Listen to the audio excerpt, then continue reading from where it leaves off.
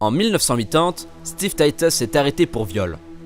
Dans une parade d'identification organisée par la police, la victime observa avec réserve que Titus était celui qui ressemblait le plus à son violeur.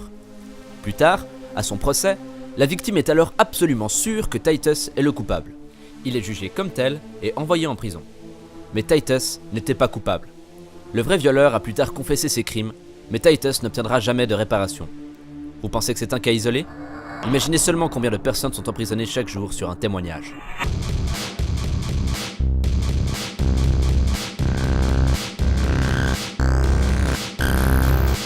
La mémoire est sacrée dans le système judiciaire.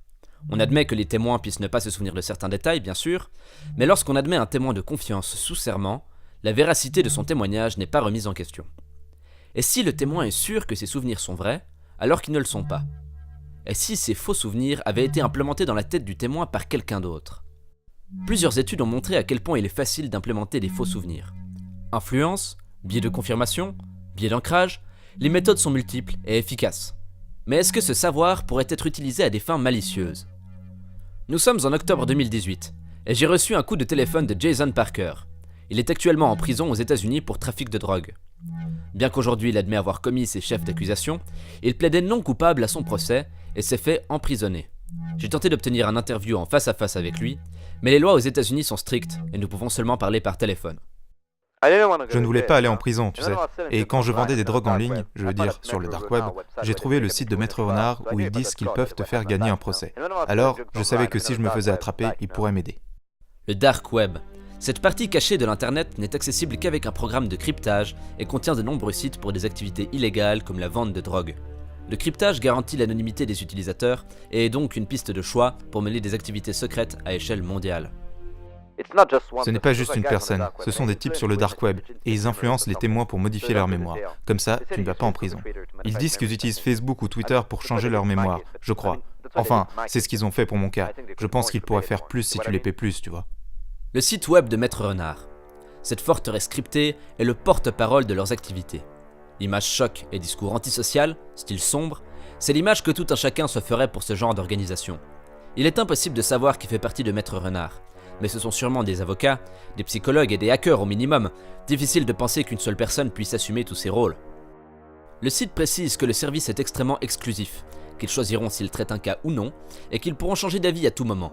Une précaution qui paraît raisonnable pour une opération aussi risquée. Pas moyen de trouver comment ils opèrent sur le site, et il faut déjà débourser une somme importante pour seulement pouvoir les contacter. Ils m'ont dit qu'ils hackeraient le Facebook des témoins pour leur montrer des articles ou des jeux clickbait. Je ne suis pas psy, mais ils ont dit que ça fonctionnerait. Je ne sais pas vraiment si ça a fonctionné, car ils ont tout de même témoigné contre moi. Peut-être qu'ils n'ont pas cliqué, ou je ne sais pas. Influencer un témoin est une offense grave. Cela n'arrête bien sûr pas quelqu'un qui a de mauvaises intentions, mais il est d'autant plus difficile de manipuler quelqu'un sans se faire remarquer.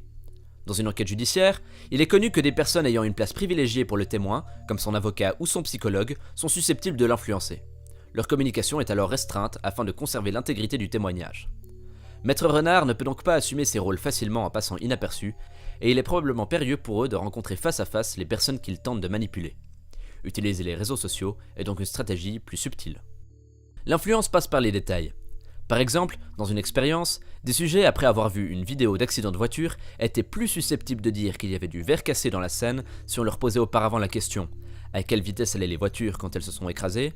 que lorsqu'on leur posait « À quelle vitesse allaient les voitures quand elles se sont embouties ?»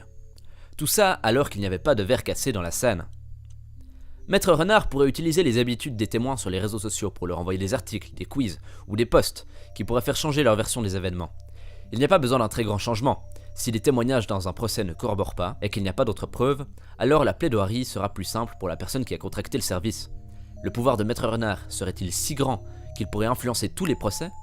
Depuis combien de temps est-ce que cela dure ? Et combien de personnes ont été victimes de ces opérations ? À ce stade, j'ai regardé en arrière, et je commençais à trouver ça un peu gros.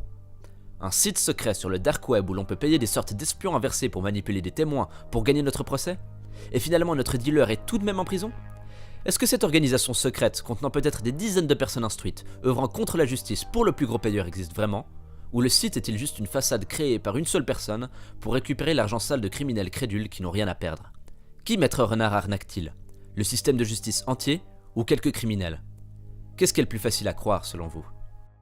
Quelle que soit la véritable identité de Maître Renard, Cette histoire nous illumine sur de nouvelles failles de notre système de justice. Et peut-être que personne n'est capable d'en prendre avantage. Ou peut-être que quelques personnes ont compris comment s'y prendre et y ont fondé un marché. La réalité est que nos connaissances évoluent et que notre système de justice devrait refléter cela. Ce qui permet de mieux nous comprendre, permet de mieux nous manipuler. Alors nous combattrons, et peut-être fermerons-nous des failles exploitées par des maîtres renards. Mais le combat est sans fin et évolue avec nous. À l'aune de nos nouvelles technologies, notre système doit pouvoir s'adapter plus que jamais aux menaces des néo-arnaqueurs et manipulateurs, où nous serons autant de maîtres corbeaux pour répéter la fable.